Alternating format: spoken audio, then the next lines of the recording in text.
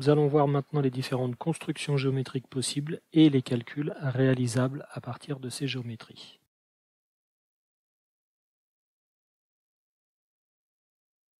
En base de données, on aura, on l'a vu, des points, des droites, des cercles, des plans, des cylindres, des cônes.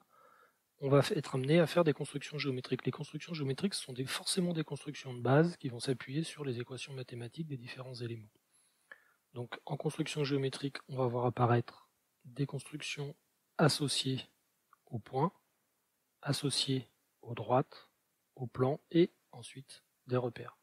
Pour les points, on va créer des points à partir de points ou à partir d'intersections, intersections entre des droites et des plans. On va créer des points en coordonnées cartésiennes. Donc ça, on aura une boîte à outils associée à ces différents éléments-là.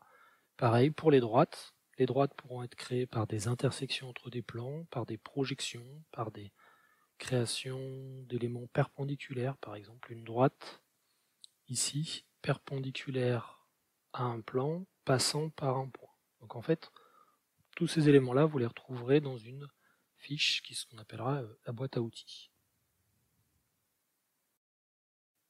Les différents éléments qui vont être mis en place pour vérifier une spécification, ça va être du calcul de distance. Les calculs de distance sont souvent des calculs très simples, qui sont soit des distances point-point, qui se basent sur les coordonnées des points, donc les distances entre deux points, c'est la norme d'un vecteur.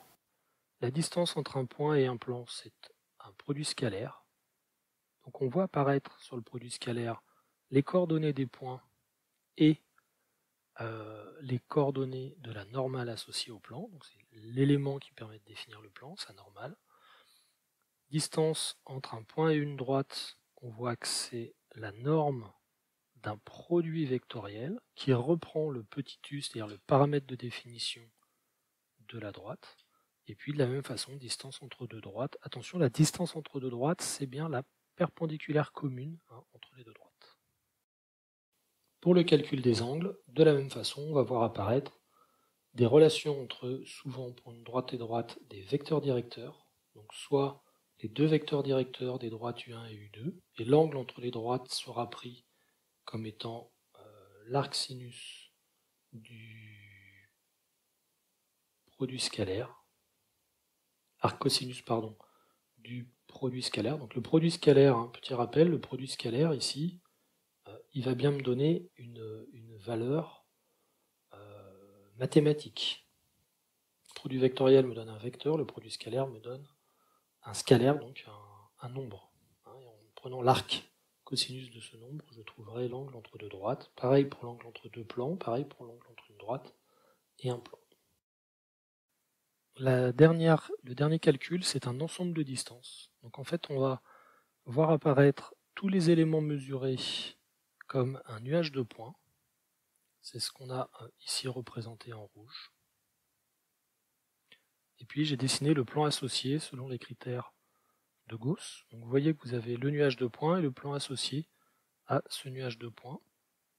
Et puis on va prendre un plan de référence pour faire un calcul, et l'ensemble de distances va nous donner la possibilité de calculer, alors le logiciel le fera tout seul, toutes les distances entre tous les points et le plan de référence. Ensuite, la seule information dont on disposera à la fin, ce seront les résultats de ces calculs de distance, pour lequel on aura la distance maxi, la distance mini, donc distance maxi, ici cette valeur-là, distance mini, celle-ci, l'étendue des distances, c'est-à-dire la différence entre la distance maxi et la distance mini, et puis éventuellement l'écart type si vraiment on a beaucoup de points associés au système.